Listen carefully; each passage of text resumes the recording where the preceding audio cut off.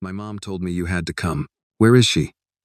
Daniel Hayes asked instantly, already pushing his chair back. What happened? Annie, where's your mother? The little girl stood in the doorway of his study, chest rising and falling too fast for someone her size. In the back garden, Annie said, swallowing hard. She told me to find you. She said you would come. Daniel was already moving. What's going on? He pressed, stepping around the desk. Is she hurt? Annie shook her head, then hesitated. Not like that, she said quietly. But Mrs. Hayes is... She stopped, like the rest of the sentence didn't feel safe. Daniel's jaw tightened. Is Victoria out there? Annie nodded. She started this morning, Annie said, forcing the words out. She told Mama to clean the garden. But it wasn't cleaning. She was saying things. Mean things. Daniel's expression shifted. What kind of things? Annie didn't answer. Instead, she stepped forward and reached for his hand. Please, she said, tugging gently. You have to come now. She said you'd help. She said if you saw it, you wouldn't let it happen. Daniel didn't hesitate. All right, he said. I'm coming. But Annie pulled harder, urgency overtaking politeness. No now, she insisted. Please. Walk faster. And then she turned, leading him out into the hallway. They had barely made it 10 steps when a figure stepped into their path. Sir. The voice was calm, controlled. Daniel slowed. Mr. Whitaker, the house manager, stood near the base of the staircase, hands neatly clasped. I'm going to the garden, Daniel said. Whitaker inclined his head slightly. There's no need for concern, sir. Mrs. Hayes is simply giving instructions. Routine matters. Annie's fingers tightened around Daniel's hand. It's not routine, she whispered. Whitaker continued, measured and composed. Mrs. Hayes is only assigning additional work to Miss Brooks. Seasonal maintenance. Nothing that requires your attention. Daniel's eyes narrowed slightly. How long has she been out there? A short while, sir. Annie looked up at Daniel quickly, then leaned closer. Her voice low but urgent. He's trying to slow you down, she said. He doesn't want you to go. Whitaker's expression barely changed, but Daniel saw it. A flicker. A pause too small for anyone else to notice. Annie swallowed and held tighter to Daniel's sleeve. You have to come, she said again, more firmly now. Mom said so. She said you have to come. Whitaker spoke again, a final attempt. Sir, I truly believe this is unnecessary. Mrs. Hayes would not appreciate. I'm not asking what she appreciates. Daniel's voice was calm, but Annie stepped in front of him slightly, as if she could shield him from the delay itself. He's doing it again, she said quickly, looking up at Daniel. He's trying to keep you here. Mama said this might happen. Her small voice didn't shake now. She said if someone tries to stop you, it means you really need to come. Daniel didn't move. She told me to tell you that, Annie added, her eyes fixed on his. She said you'd understand. Whitaker straightened slightly. Sir, with respect. Annie didn't wait. She tugged Daniel's hand again, more urgently this time. Please, she said. We have to go now. She needs you. Daniel stepped forward. Whitaker moved aside. The hallway opened in front of them again, wide and quiet, and perfectly arranged like nothing important had ever happened there. They walked faster now. What happened this morning? Daniel asked. Mrs. Hayes called Mama outside, Annie said. Said the garden looked messy. But it didn't. The gardener already fixed it yesterday. Daniel's brows drew together. She gave Mama a rake anyway, Annie continued. Told her to do it again, but she didn't leave. She just stood there, watching.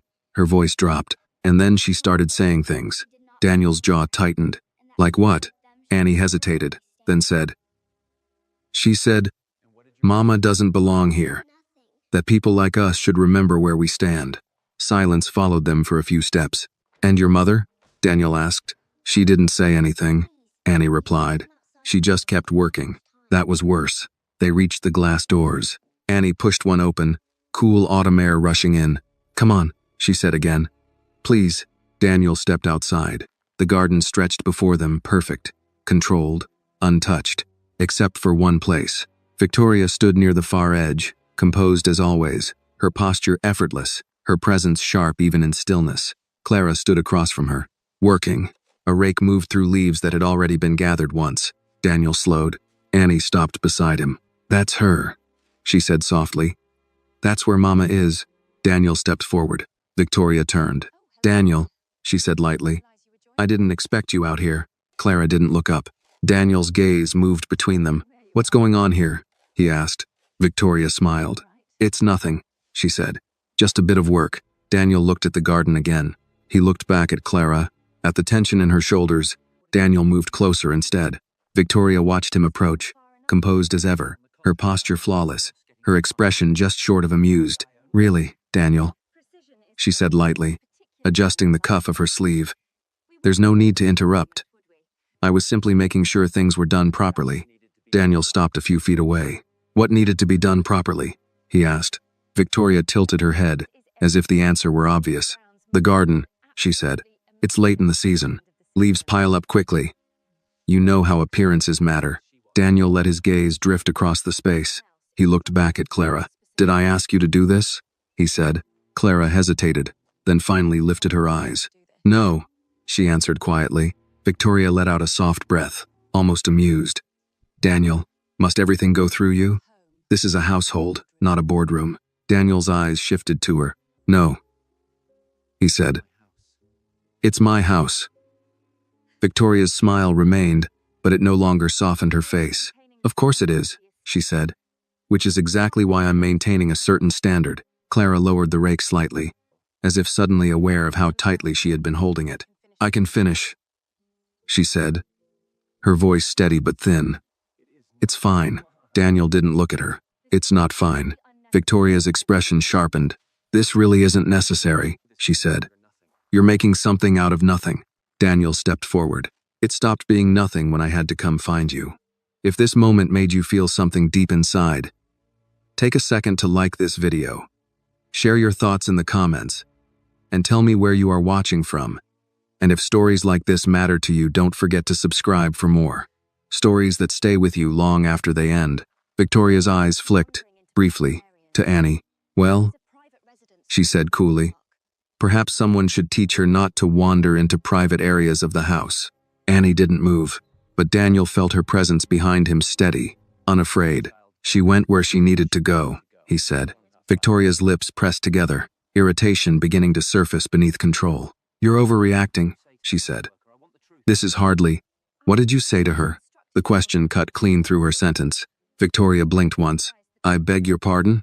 To Clara, Daniel said, his voice calm, but final. What did you say? Nothing that wasn't true, Victoria replied. Clara's fingers tightened again around the rake. Daniel noticed. Then say it again, he said. Victoria let out a quiet, incredulous laugh. Daniel, I'm not going to stand here and repeat myself like this is some kind of... Say it.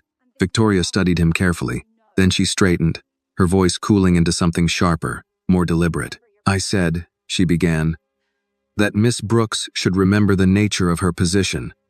That this is a professional arrangement, not a social one. Daniel didn't miss it.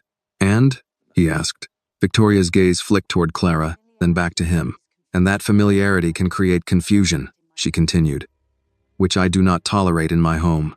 Daniel's jaw tightened slightly. And the garden? He asked. Victoria gestured toward the rake. I asked her to redo the work. It wasn't satisfactory. Daniel looked down, then back at Clara. Was it satisfactory yesterday? He asked. Yes, Clara said quietly. And who checked it? The gardener. Daniel nodded once, then looked at Victoria. So this wasn't about the garden. It wasn't a question. Victoria's eyes hardened now. You're choosing to interpret this in a very dramatic way, she said. I'm maintaining standards, that's all. Daniel held her gaze. No, he said. You're making a point. Victoria stepped forward. And what if I am? She asked, more personal now. Why are you so concerned, Daniel? Why her? Victoria continued, her tone tightening. Why are you defending her? Daniel didn't answer. Victoria's voice sharpened. She's a housekeeper, she said. I am your wife, and yet here you are. She went on, her gaze cutting between him and Clara, standing in my garden, taking her side. Victoria's next words came slower. Or is there something I should know? Daniel's eyes didn't move. What do you mean? He asked. Victoria let out a small breath, something close to a laugh, but without warmth. Don't insult me, she said. I saw you last night. Daniel didn't react outwardly. but something inside him stilled completely. In the hallway, Victoria continued. The way you looked at her, do you think I wouldn't notice? Victoria took another step closer. So I'll ask you again, she said quietly, her voice now stripped of pretense. Why are you helping her? Her eyes locked onto his. Or is this not about helping at all? Is there something going on between you and her? She asked. Something you've been keeping from me? The accusation didn't come loud. Clara shook her head immediately. No, but Daniel raised a hand slightly, not to silence her, to stop the moment from collapsing into something smaller than it already was. Victoria watched that gesture. Daniel exhaled slowly, then stepped past her, closed the distance between himself and Clara, and reached for the rake. Clara looked at him, startled. Give it to me, he said. I can finish, she insisted quietly. No. The rake passed into his hands. Daniel turned, dragged it once through the leaves, twice, then stopped. He dropped it. The sound broke the silence cleanly. This ends now, he said. Victoria's expression shifted. You don't get to decide that alone, she replied. Daniel looked at her. I just did. Behind him, Annie moved closer to Clara, slipping her small hand into her mother's. Clara held it tightly. Victoria saw everything, every detail. Daniel didn't move. For a moment, no one did. The rake lay on the ground between them. A simple tool turned into a line no one had expected to cross. Victoria was the first to recover. Of course she was. She let out a slow breath, smoothing her coat as if the conversation had been nothing more than a minor inconvenience, something easily folded away and forgotten. But her eyes had changed. You've made your point, she said, her voice calm again, but thinner now, stretched over something sharper underneath. There's no need to turn this into a spectacle. Daniel didn't respond. He was looking at Clara, really looking at her now, at the way she stood, not weak, not broken, but contained. Like someone who had learned long ago that surviving often meant saying nothing at all. Her hands were still dirty, her shoulders still tight, and yet she hadn't defended herself. Not once. Something about that unsettled him more than anything Victoria had said. Clara, he said quietly. She looked at him. Just for a second. What happened this morning? He asked. Victoria's head turned slightly. Daniel, I asked her. The interruption was clean, controlled. Clara hesitated. Her instinct was clear. Minimize, deflect, end it quickly. It's nothing, she said softly. Just work. Daniel shook his head once. No, he said. It's not. Silence settled again. Annie's hand tightened around her mother's fingers. Clara felt it, closed her eyes briefly, then opened them. And this time, she answered, she asked me to redo the garden, Clara said, her voice steady but quiet. I told her it was already done. She said it didn't meet her standards. Victoria didn't interrupt. Not yet, Clara continued. She stayed, she added. Watched. Corrected things that weren't wrong. A pause. And then? Daniel asked. Clara's gaze dropped, just slightly. She said I should be careful, she said. That people in my position shouldn't forget. Boundaries. The word lingered. Carefully chosen, carefully repeated. Daniel's jaw tightened. And that's all? He asked. Clara hesitated, then shook her head. She said I was getting too comfortable. She added quietly. Behind her, Annie shifted. Daniel noticed. And? He asked again. Clara didn't want to say it. That much was obvious. But Annie's hand didn't let go, and something in Daniel's expression didn't allow escape either. She said. Clara continued. Her voice lower now. That comfort can make people forget where they belong. There it was, spoken out loud, no longer controlled by tone or implication, just truth. Daniel didn't look at Victoria immediately. Instead, he let the words sit, let them exist fully in the space. Then, he turned. Victoria met his gaze without flinching. Well, she said. You wanted to hear it. There was no apology in her voice, no regret, only justification. You said that to her, Daniel said. Victoria lifted one shoulder slightly. I said what needed to be said. Daniel studied her. For a long moment, you humiliated her, he said. Victoria's expression hardened. I corrected her, she replied. There's a difference. No, Daniel said. There isn't. The air shifted again. Not tension this time. Something deeper. Something final. Victoria's eyes narrowed. You're being unreasonable, she said. You're letting emotion cloud your judgment. Daniel almost smiled, not because it was funny, because it was familiar. I've been using judgment to avoid emotion for a long time, he said quietly. It hasn't worked out well. That caught her off guard, just slightly. Enough. Victoria straightened. So what exactly is this, Daniel? She asked. A sudden crisis of conscience, or something more personal? Her gaze flicked, briefly, to Clara, then back. You didn't answer my question earlier, she continued. About you and her. Clara stiffened. Victoria, she iterated, but Victoria cut her off. No, she said sharply. I'd like to hear it from him. Daniel didn't look away. There's nothing going on now, he said. The wording was careful. Précise. Victoria caught it immediately. Now, she repeated softly. A pause. How interesting. Clara stepped back slightly, as if the ground beneath